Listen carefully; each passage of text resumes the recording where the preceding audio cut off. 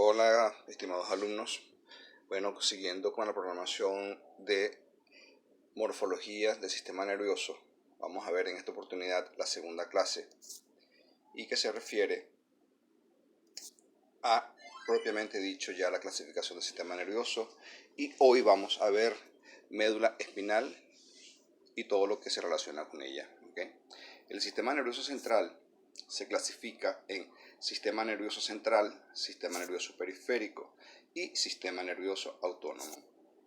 El sistema nervioso central consta de cerebro, cerebelo, tallo cerebral y médula espinal.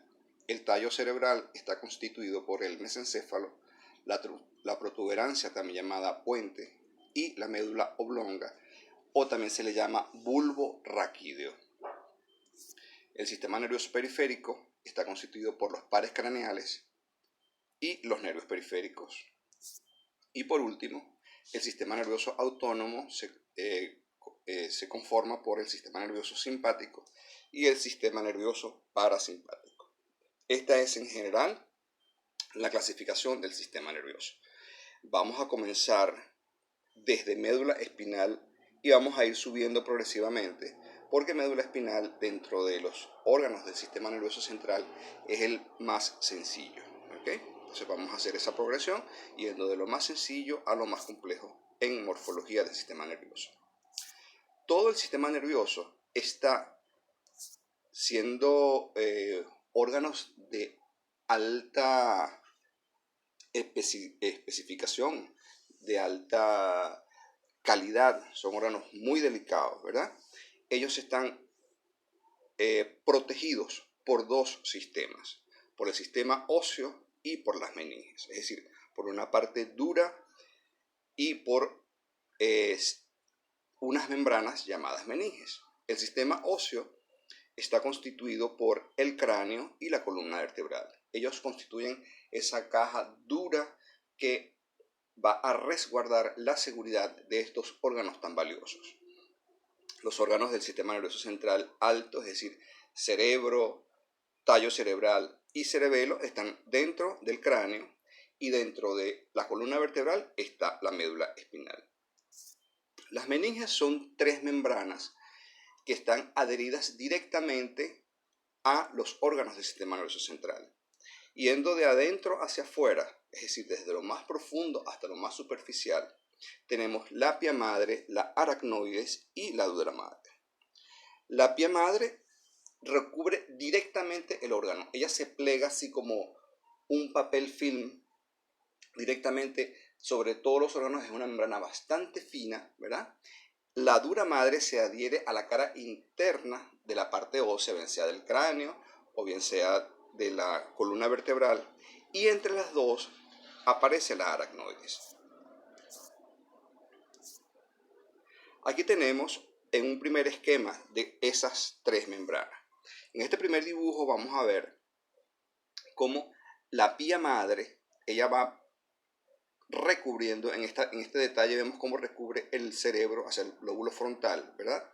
Y ella va siguiendo todas las curvaturas que se le presentan en este órgano. Es decir, ella se va metiendo por todos los resquicios que le ofrezca el órgano al cual ella protege. De igual manera, hacia afuera conseguimos la dura madre que se pliega a la parte interna del hueso, ¿ok? Y entre las dos queda la aracnoides. La aracnoides es una membrana que no es continua, es una membrana que ya forma pliegues, forma pequeños puentes entre la dura madre y la pia madre.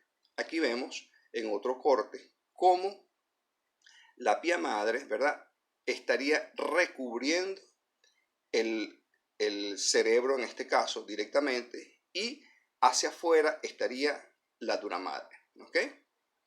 Es decir, directamente sobre el hueso, y entre las dos la aracnoides. Aquí vemos más pequeño en detalle, yendo desde el cuero cabelludo hacia adentro, todas las capas que resguardan, en este caso, el cerebro. Pero tenemos en primer lugar la piel con todo lo que es la parte del cuero cabelludo y el cabello, ¿verdad? Por debajo de él está la aponeurosis, Por encima del hueso está el periósteo, que es una membrana que recubre los huesos por la parte externa. Luego vemos el hueso e inmediatamente por debajo del hueso vemos la primera capa de meninges, en este caso la dura madre. Después fíjense bien por aquí cómo se ve. La aracnoide se ve como una telaraña, ¿ok? Y es que ella no es una membrana compacta. A nivel de esa telaraña, entre comillas, circula el líquido cefalorraquídeo, ¿ok? Eso lo vamos a ir viendo más adelante. Por ahora tenemos que conformarnos con saber que las meninges son tres: dura madre, aracnoides y pia madre, y que dentro de esa maraña llamada aracnoides circula el líquido cefalorraquídeo. Habíamos mencionado que la médula espinal se encuentra protegida desde el punto de vista óseo por la columna vertebral. La columna vertebral, como ya sabrán, ¿verdad?, es un órgano óseo que es el sostén principal del tronco y está conformado por huesos que se van superponiendo, uno sobre el otro para consolidar una columna que tiene cierta movilidad. Su movilidad básicamente da en movimientos hacia adelante y hacia atrás, es decir, en flexión y en extensión, y en menor grado en movimientos de lateralización, por su misma constitución, por su misma conformación. Aquí vemos tres caras de la columna vertebral: la cara anterior en primer lugar, la cara posterior y la cara lateral. Son tres vistas realmente de la columna vertebral. Y la columna vertebral no es una columna como pudiéramos pensar desde el punto de vista arquitectónico, no es una columna rígida, es una columna que reviste varias curvaturas, ¿verdad?, a lo largo de su constitución, desde que ella se une con el cráneo en sus inicios hasta el final, que en la última vértebra sacra, ¿verdad?, ella va describiendo. En primer lugar, conseguimos una curvatura que es convexa hacia adelante a nivel cervical. Posteriormente, una curvatura torácica que es convexa hacia la región dorsal.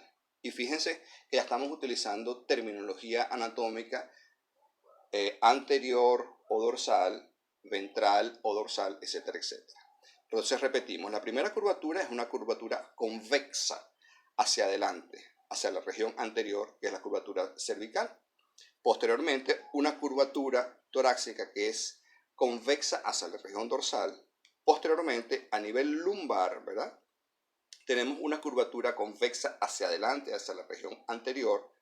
Y por último, a nivel sacro y coxis, tenemos una curvatura nuevamente convexa hacia la región posterior. Entonces tenemos aquí en diferentes colores las diferentes zonas o regiones de la columna vertebral. Y en esta vamos a ver esos segmentos. Un primer segmento, que es el segmento cervical. Un segundo segmento, que son el segmento dorsal, también segmento torácico, se le conoce como segmento torácico, seguido de la columna lumbar o vértebras lumbares. Por último, las vértebras sacro y coxis están fusionadas, ellas no tienen independencia una de la otra. En primer lugar, tenemos que son 7 vértebras cervicales, luego vienen 12 vértebras torácicas, posteriormente 5 vértebras lumbares y el sacrocoxis, cuyas vértebras se fusionaron durante el desarrollo embrionario. Aquí tenemos nuevamente cómo se ven cada una de estas regiones. En primer lugar, la columna cervical o segmento cervical. Posteriormente, una vista anteroposterior de la columna torácica o dorsal. Y aquí finalmente tenemos una vista lateral de la columna lumbar.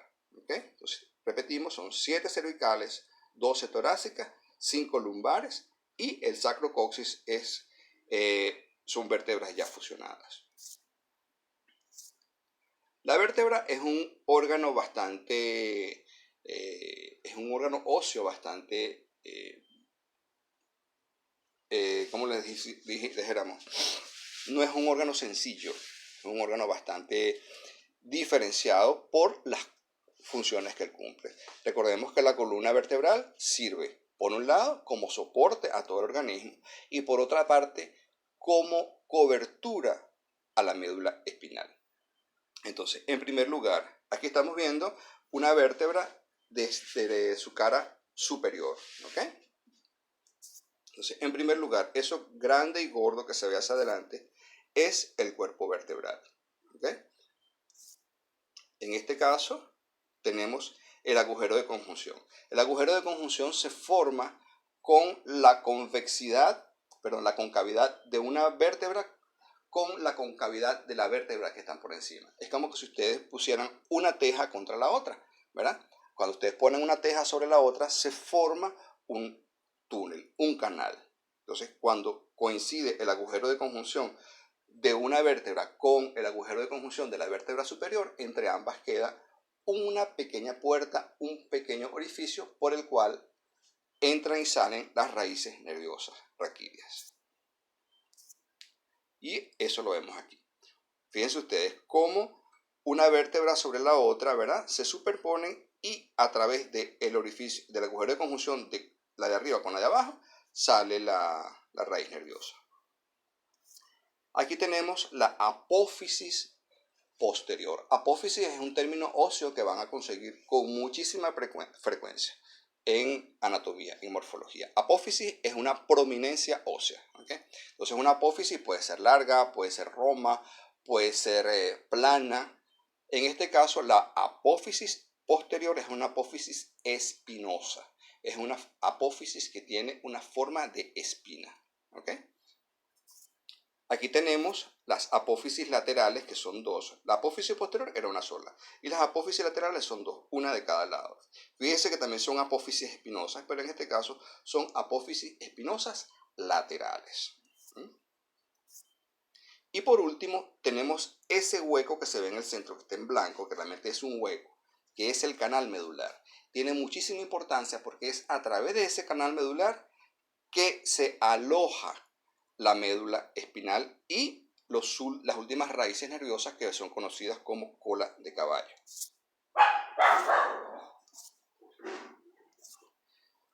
Una vértebra descansa sobre la siguiente en un colchón cartilaginoso conocido como discos intervertebrales. Esos discos intervertebrales tienen la propiedad. Esos discos intervertebrales son de tejido cartilaginoso, no son de tejido óseo. Y tienen básicamente dos porciones. Un anillo fibroso periférico y una parte más blanda central que es el núcleo pulposo. El disco intervertebral tiene la particularidad que permite que una vértebra no lesione por microtraumatismo la vértebra siguiente. Es decir, hay una protección de una vértebra contra la otra a través del disco intervertebral. A la vez le proporciona de protección, le proporciona un colchón un poquito más suave para que los microtraumatismos que sufrimos con la caminata, con el trote, con el ejercicio, con la conducción de vehículos, no sea tan severo. ¿Okay? Aquí vamos a ver la relación entre los tres últimos elementos que hemos mencionado. Los discos intervertebrales, los cuerpos vertebrales y las raíces nerviosas. Disculpen el error que hay aquí en la diapositiva, realmente sería cuerpos vertebrales, discos intervertebrales y raíces nerviosas. Ya lo tendré en cuenta para corregirlos próximamente. Entonces fíjense ustedes cómo tenemos en azul el disco intervertebral, por encima una vértebra y por debajo la otra, y cómo a través de los agujeros de conjunción, lo que les mencionaba antes, salen las raíces nerviosas. ¿Ok?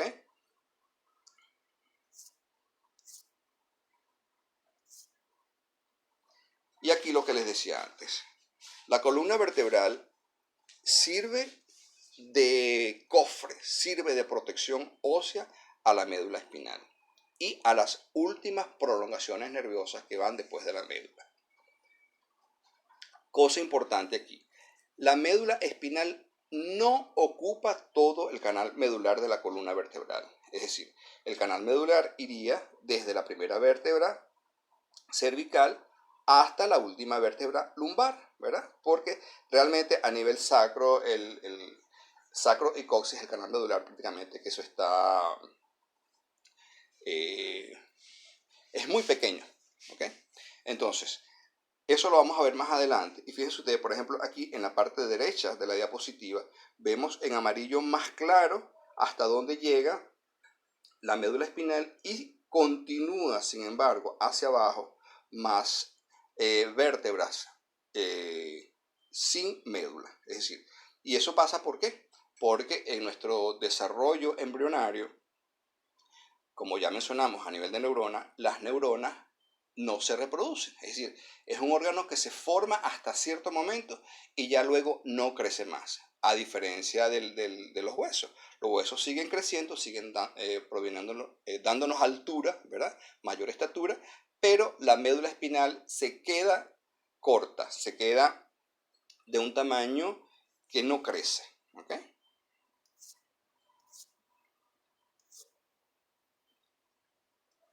Y aquí lo que les decía antes, fíjense ustedes, esta es la vértebra, por detrás está el canal medular y dentro del canal medular es que va ubicada la médula espinal.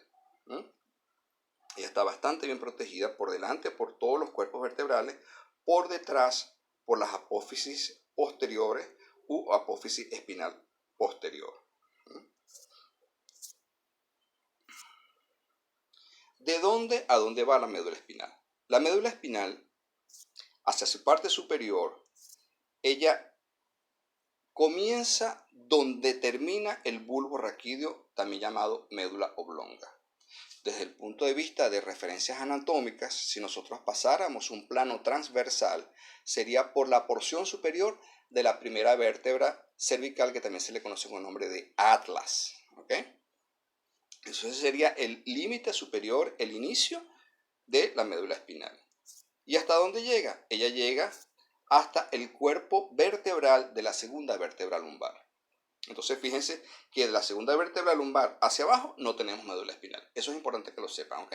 Y ya luego les voy a dar desde el punto de vista práctico qué ventajas tiene para nosotros los que trabajamos con pacientes el saber que la médula espinal llega hasta cierto límite, ¿ok? Aquí tenemos, digamos, lo que es la estructura de la médula espinal. Habíamos dicho, cuando hablamos de neurona y de arco reflejo, que la médula espinal consta básicamente de dos zonas. Una zona central en forma de mariposa, que es la sustancia gris, rodeada de una sustancia un poco más pálida, que es la sustancia blanca. En la sustancia gris medular están presentes los cuerpos de neurona y eso es lo que le da esa coloración particular a esa zona de este órgano. Porque básicamente allí están los núcleos de todas las neuronas que trabajan tanto hacia la parte motora como las células gliales, que son células de sostén, y otras pequeñas neuronas que son neuronas de interconexiones. De esas neuronas no habíamos hablado antes, porque básicamente nos referimos al arco reflejo. Pero hay otras neuronas más pequeñas que son como estaciones intermediarias entre médula espinal, segmentos superiores de la misma médula y órganos del sistema nervioso que está albergado a nivel del cráneo. ¿Okay? Entonces, la médula espinal consta a nivel sagital, ¿okay? Y por eso fue que insistimos en la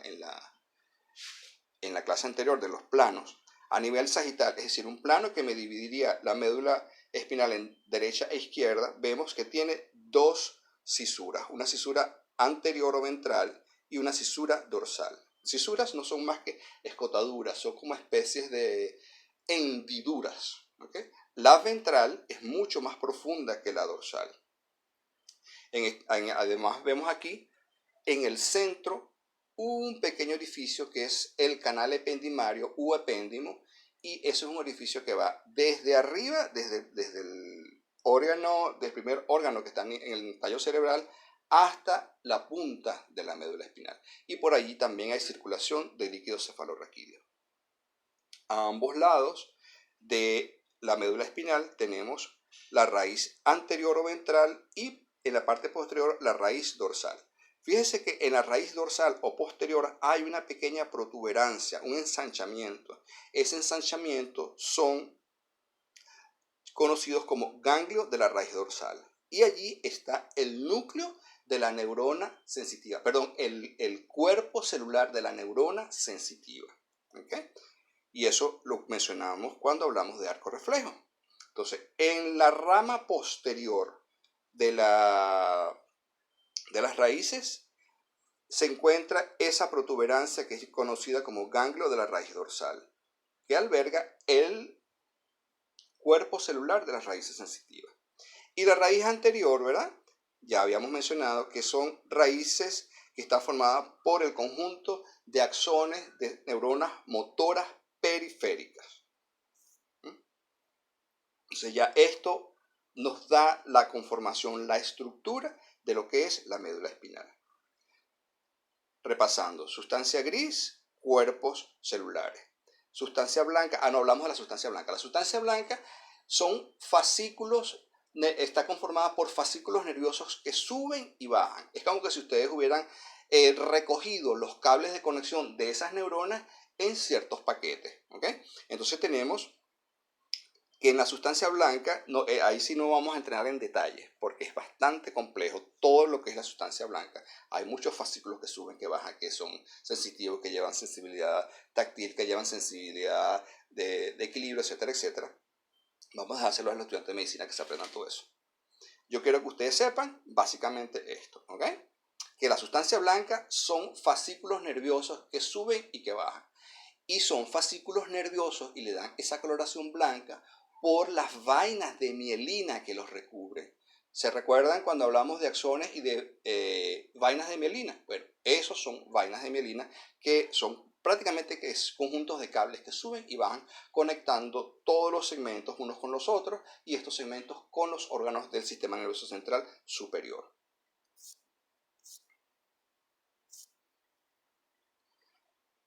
Aquí vamos a hablar de los segmentos de la médula espinal y las raíces nerviosas. Fíjense ustedes, habíamos hablado que a nivel de columna vertebral hay segmentos cervical, dorsal, lumbar, sacro, coxigio, ¿verdad? Y coxis. También la médula consta de los mismos segmentos. Es decir, a nivel de cada segmento de vértebra existe un segmento medular que le corresponde, solo que no son de la misma altura, por lo que ya hablamos, porque la médula espinal no crece y la columna vertebral sigue creciendo. Entonces es como que si ustedes tuvieran un segmento localizado, de ahí salen las raíces nerviosas, pueden salir a su misma altura o pueden salir a una altura, a un nivel inferior, es decir, por una vértebra inferior. Nosotros aquí en el primer segmento tenemos el cervical, luego las torácicas, también conocidas como dorsales, luego las lumbares, sacro y coxis. ¿Ok?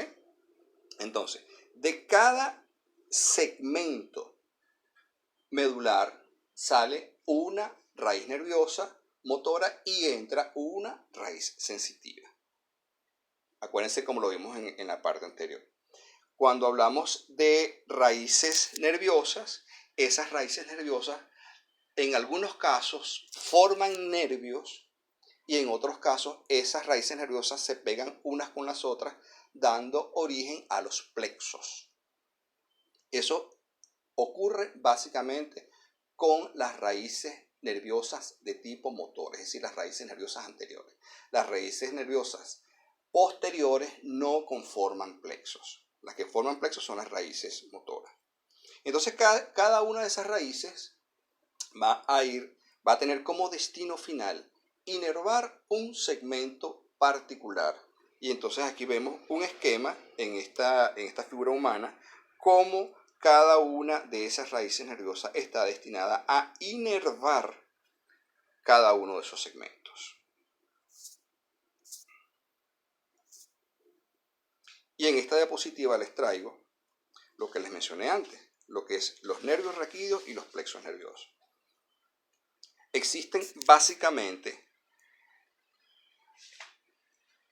los plexos que estamos mencionando acá. En primer lugar, el plexo cervical, posteriormente el plexo braquial, luego aparecen los nervios intercostales y a nivel lumbar aparece nuevamente otro plexo, el plexo lumbar. En la región sacra se conforma el plexo sacro y finalmente, que es finalmente el último de los plexos. ¿Okay?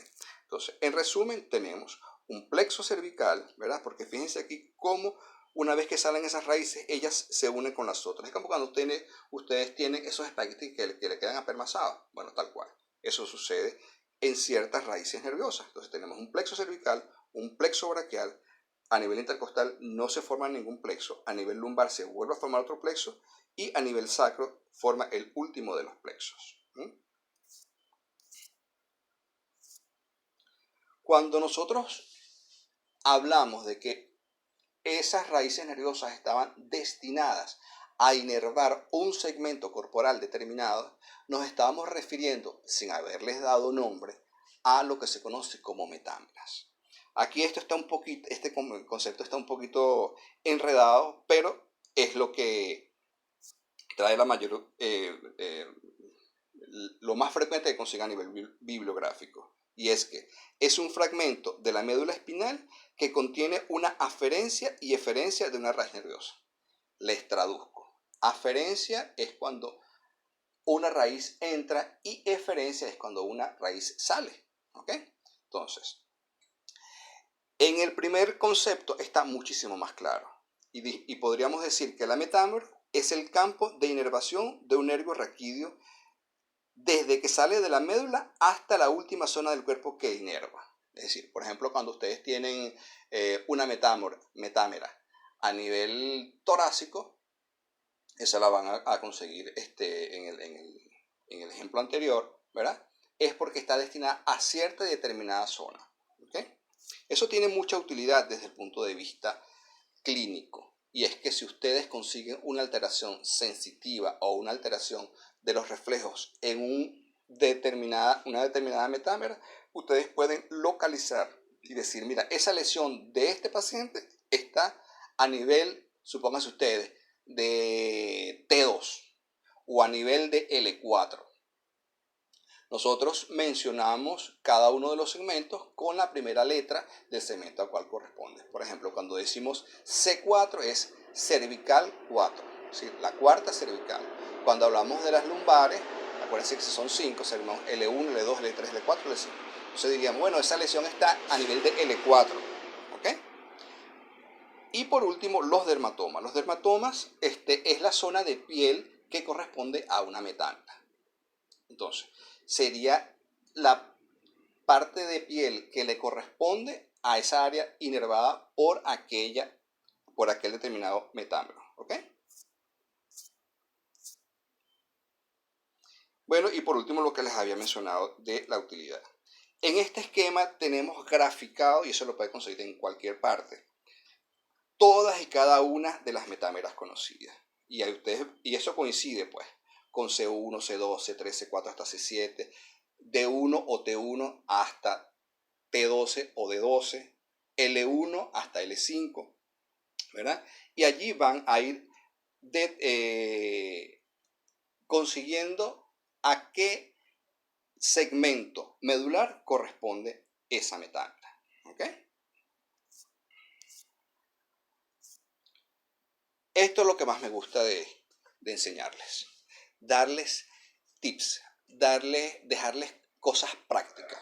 Fíjense ustedes, por ejemplo, aquí vamos a hablar de algo que van a ver con mucha frecuencia, sobre todo los que vayan a trabajar con niños, y es la punción lumbar.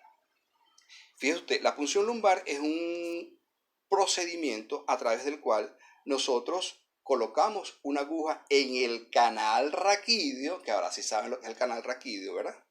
Pero a nivel de este segmento, donde ven allí la agujita, ahí estamos. Fíjense usted en la primera, en la de la izquierda, vemos que la médula espinal está teñida de amarillo y por debajo está el canal raquídeo en color gris más oscuro. Y fíjense a qué nivel se inserta la aguja, es decir, se inserta por debajo de donde no hay médula. Allí a ese nivel conseguimos las últimas ramificaciones de las últimas segmentos, ¿cómo se llama? De la médula espinal, conocido como cola de caballo. Y es por eso que a veces cuando se les pincha una de esas raíces nerviosas, el paciente se queja de que siente un corrientazo en una de las piernas. ¿Okay? Entonces fíjese lo importante de saber dónde se debe hacer la punción lumbar y por qué se hace. ¿Por qué? Porque a ese nivel no hay médula espinal. ¿Okay? Y ahí tiene otra imagen. A los pacientes se les suele colocar en esa posición, en posición fetal. ¿Para qué? Para que se abran las apófisis espinosas posteriores. Entonces ya ustedes saben por qué demonios agarran a esos niñitos, que generalmente se hacen posiciones normales más que todo es en niños, se les abre, se les coloca en esa posición. ¿Para qué? Para que una apófisis espinosa posterior se separe de la siguiente y ustedes puedan entrar a través de ese canal y colocar la aguja en ese sitio. Desde el punto de vista práctico, cuando ustedes ven a esas personas que son muy delgaditas y se les ven esos nudos en la columna, esa es la apófisis espinosa. Otro tip que les quiero dejar aquí como aprendizaje es para que sepan lo que es una hernia discal. Aquí tenemos en azul los discos intervertebrales, ¿verdad? En amarillo las raíces nerviosas que están saliendo, y aquí sí es verdad que se ve cómo el agujero de conjunción se forma con la vértebra de arriba junto con la de abajo, dejan una pequeña puerta y a través de esa pequeña puerta salen las raíces nerviosas. Y vemos aquí en este disco intervertebral en azul cómo la parte roja es que está aprisionando. Ese disco intervertebral está lesionado, está movido o está inflamado o está degenerado y está produciendo una presión sobre esa raíz nerviosa. Esto es una hernia discal. ¿Okay? Cuando ustedes hablen de hernia discal ya saben de lo que le están hablando desde el punto de vista anatómico. Y ya con esto vamos terminando, ¿verdad? Y hoy les quiero traer un pensamiento que me gusta mucho y es, creo que la última estrofa de Doña Bárbara, escrita por don Rómulo Gallegos, y dice lo siguiente: llanura venezolana, propicia para el esfuerzo como lo fue para la hazaña, tierra de horizontes abiertos, donde una raza buena ama, sufre y espera. Muchísimas gracias.